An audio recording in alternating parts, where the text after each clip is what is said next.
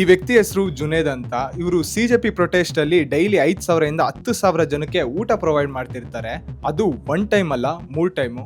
ಊಟ ಹಾಕೋದ್ರಲ್ಲಿ ತಪ್ಪೇನಿದೆ ಅಂತ ಕೇಳ್ಬೋದು, ಆದ್ರೆ ಡೈಲಿ 8 ರಿಂದ 10 ಲಕ್ಷ ಖರ್ಚು ಬರ್ತಾ ಇರುತ್ತೆ. ಸೊ ಇದಕ್ಕೆ ಯಾವ ಕಂಟ್ರಿ ಫಂಡ್ ಮಾಡ್ತು, ಇದು ದುಡ್ಡು ಎಲ್ಲಿಂದ ಬಂತು ಅಂತ UP ಪೊಲೀಸ್ ಅವರು ಇನ್ವೆಸ್ಟಿಗೇಷನ್ ಸ್ಟಾರ್ಟ್ ಮಾಡಿದ್ದಾರೆ.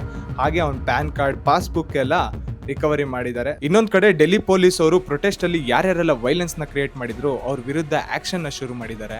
ಮತ್ತೆ ನಿನ್ನೆ CJP spokes person press meet ಅಲ್ಲಿ ಹೇಳ್ತಾರೆ, ಪೊಲೀಸು ಮತ್ತೆ ಮೀಡಿಯಾದವ್ರು ಹೊಡೆದವ್ರಿಗೆ ಮತ್ತೆ ಪಬ್ಲಿಕ್ ಪ್ರಾಪರ್ಟಿನ ಸ್ಪಾಯ್ಲ್ ಮಾಡಿದವ್ರಿಗೆ ನಮ್ಗೆ ಸಂಬಂಧ ಇಲ್ಲ, ಅವ್ರ FIR ನ ಕೂಡ ವಾಪಸ್ ತಗೊಳಲ್ಲ ಅಂತ. जिन्होंने भड़काया, जिन्होंने ये वायलेंस किया, ऐसे लोग सीजेपी के सपोर्टर नहीं है. ये एंटी सोशल एलिमेंट्स घुसाए गए. हम लोग ऐसे एक्शंस के लिए हम लोग उनको खंडन करते हैं. ಸೊ ಇವರೆಲ್ಲ ವೈಲೆನ್ಸ್ ನ ಕ್ರಿಯೇಟ್ ಮಾಡಿದ್ದಾರೆ ಅಂತ ಇವ್ರನ್ನೆಲ್ಲ ಜೈಲ್ಗೆ ಹಾಕ್ತಾರೆ. ಮತ್ತೆ ಇವ್ರಿಗೆ ಫ್ಯೂಚರ್ ಅಲ್ಲಿ ಪಾಸ್ಪೋರ್ಟ್ ಸಿಗಲ್ಲ, ಗೌರ್ಮೆಂಟ್ ಜಾಬ್ ಸಿಗಲ್ಲ, ಮತ್ತೆ ಪ್ರೈವೇಟ್ ಜಾಬ್ ನ ಟ್ರೈ ಮಾಡೋದಕ್ಕೆ ಹೋದ್ರೆ ಬ್ಯಾಕ್ ಗ್ರೌಂಡ್ ವೆರಿಫಿಕೇಶನ್ ಅಲ್ಲಿ ರಿಜೆಕ್ಟ್ ಆಗ್ಬೋದು. ಇನ್ನು ಸುಮಾರು ಜನನ ಪೊಲೀಸ್ ಅವರು ಹುಡುಕ್ತಾ ಇದ್ದಾರೆ. ತಪ್ಪು ಯಾರಾದ್ರೂ ಮಾಡಿರ್ಲಿ, ಅವ್ರ ಮೇಲೆ ಪ್ರಾಪರ್ ಲೀಗಲ್ ಆಕ್ಷನ್ ತಗೋಬೇಕು. ಸೊ ಡೆಲ್ಲಿ ಪೊಲೀಸ್ ಅವರ ಈ ಆಕ್ಷನ್ ಬಗ್ಗೆ ನೀವೇನ್ ಹೇಳ್ತೀರಾ? ಕಮೆಂಟ್ ಮಾಡಿ ತಿಳಿಸಿ. ಹಾಗೆ ನನ್ನ ಫಾಲೋ ಮಾಡೋದನ್ನ ಮರಿಬೇಡಿ.